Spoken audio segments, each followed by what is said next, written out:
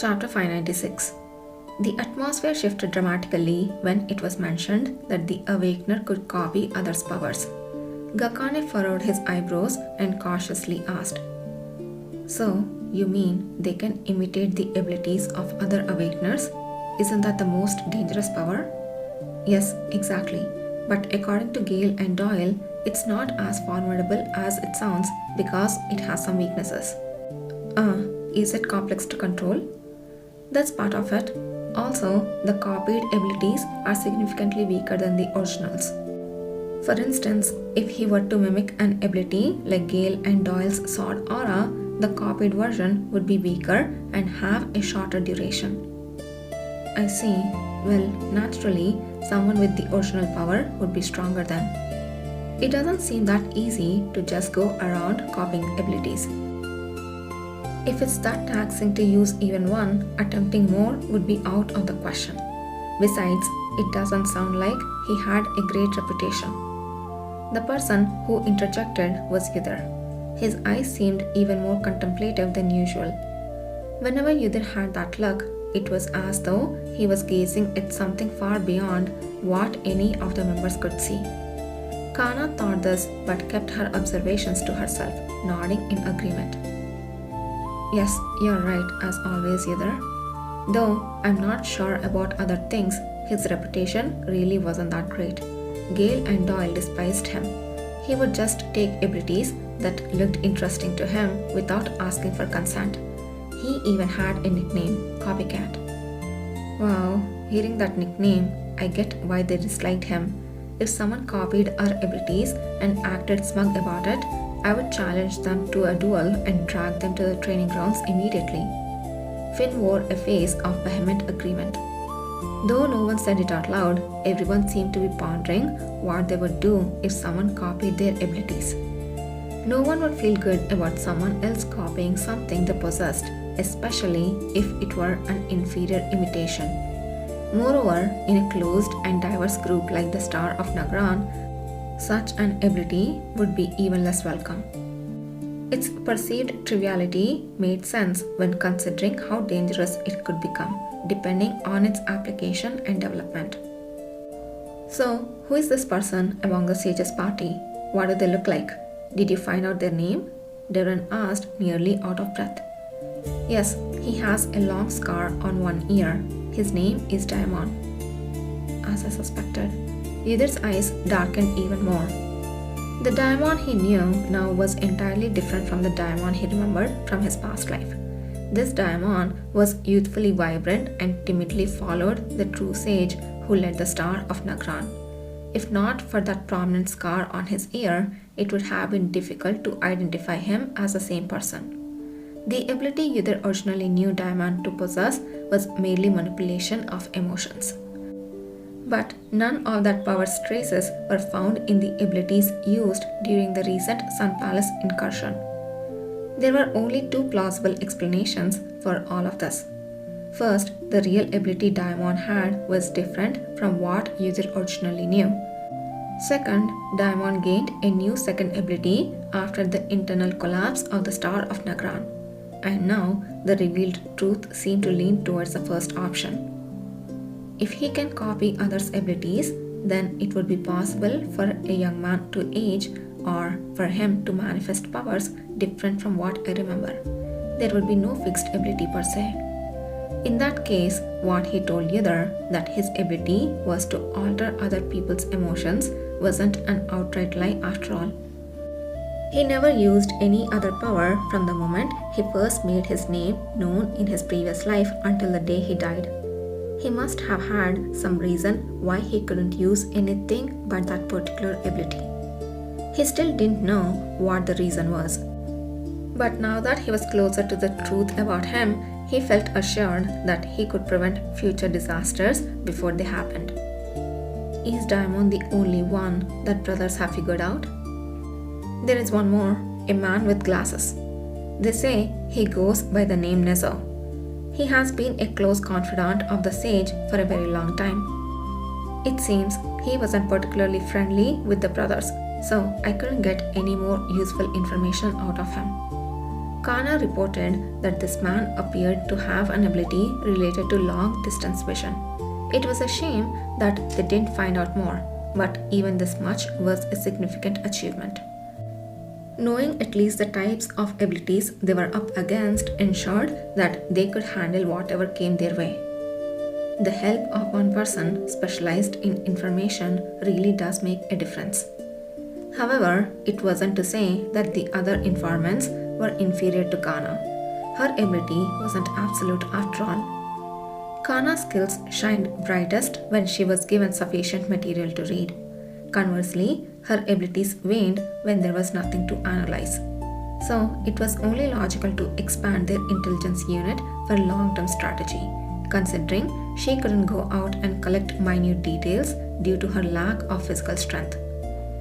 Right now, we have fewer than 10 people in the intelligence unit, but once we establish branches, we will be able to recruit more. Then, we will have eyes and ears all across the empire. Awakeners with various abilities would effectively exert their powers not just within the empire, but globally, gathering all sorts of information. This was just the beginning. Keeping his thoughts about the distant future to himself and maintaining a calm exterior, Yudhir expressed his gratitude to Kana. Thank you, Kana. This will be extremely helpful for what we have planned next. Don't mention it. If it weren't for the materials and information bought by everyone here, I wouldn't have been able to read so much. We have interconnected tasks, so it's best to help each other out. Kana was well aware of the limitations of her own abilities. With a softer look in his eyes, Yudhir glanced over at Kana and the other informants, then shared some things they should be aware of. I have learned some things myself, so I'll share them here. Remember everything you have heard today and make sure you don't forget. The information Yudhir shared was concise.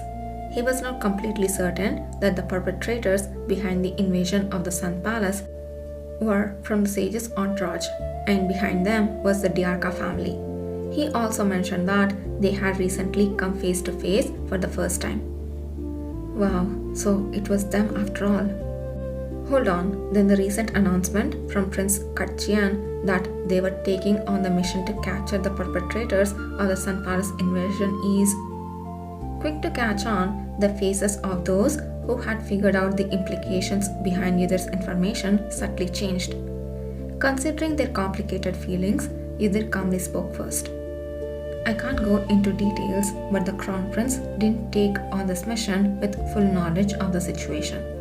Regardless, now that he's involved, there is likely to be tension between the Diarca family and the Crown Prince Katchian for a while. I don't think this will have negative implications for His Majesty, the Emperor, or our commander. We should just focus on doing what we have to do. The atmosphere shifted distantly at the mention of Duke Diarca and the Crown Prince. The only commonality in everyone's expression was the absolute absence of goodwill. For most, political issues still seemed like a complex narrative from a distant land. Yet the memory of Duke Diarca and his cohorts from the last cavalry party lingered deeply. So deeply, in fact, that since that day, the name Duke Diarca had become almost as infamous within the cavalry as the Imperial Knights. In simpler terms, people had grown to dislike him so much that they started changing the names of their training targets and balls to mock him. Ever since we used that half-hearted apology from Baron Dermond as a training target, we have really learned something. If word got out that they were using such disrespectful tactics during training, they would be held to pay. But frankly, Yudhir didn't mind the growing audacity among the members. Most of you already know, but I will be leaving the capital soon to assist the commander in the second recruitment of members, Yudhir said, locking eyes with each of the intelligence officers, his gaze full of resolve. I will be prepared to return at any moment if the situation in the capital changes. But for that, I will need your help. So please take good care of things while I'm away. In the past, leaving the capital teeming with enemies wouldn't have been an option. If Kishar wasn't present and Yudhir was also gone, who would handle any unforeseen crisis? But now it seemed feasible. Even in Yudhir's absence, he was confident that everyone would perform their roles adequately. Hadn't he trained them rigorously for just such occasions?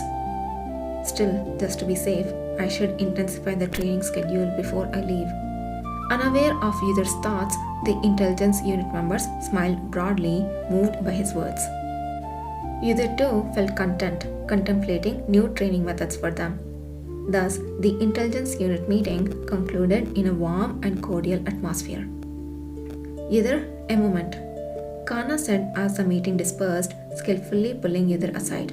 She spoke in a low voice, too soft for anyone else to hear. I think the bait I threw at Count Galen, who claims he wants to play my father's role, might catch something. Information about Carl Enfile? Yes, you should have seen how he raged at my audacity, only to reconsider and start pleading. Anyway, I will let you know when I'm certain. Understood. Oh, and about Hosanna, ever since meeting the commander, he's been deep in thought. It might just be a matter of time before he opens up. Should we push him a little? What do you think? If you think it's necessary, go ahead. I trust you. I appreciate your trust, but shaking Hosanna was initially the commander's success, so I'm hesitant to intervene further. How did he manage to do that when I couldn't? Could he actually possess some kind of persuasive power? Well, if it's him, it's possible. In truth, Kishir wasn't the first to try shaking Hosanna. Kana, who had been responsible for him all along, was the first to attempt it, but to no avail. Eventually, they had to rely on Kishir and Nathan Zuckerman. I never doubted that Kishir would be successful, but it was surprisingly effective. By the way, Yudhir, Kana was mid-sentence when her eyes suddenly widened upon seeing Yudhir's face, as if she had seen something unbelievable. You look happier. Could it be because I mentioned the commander? ... No, you don't have to answer. Just as Yudhir was about to speak, Kana raised her hand to stop him and swiftly stepped back. Moments later, she hastily offered her goodbyes, saying she had remembered something she needed to do and then vanished. ... Was he actually happier? Yudhir asked himself. It seems so. The truth was, he had arrived last to the intelligence unit's meeting today because he had lost track of time, utterly entranced by Kishir's face and lingering over his tea.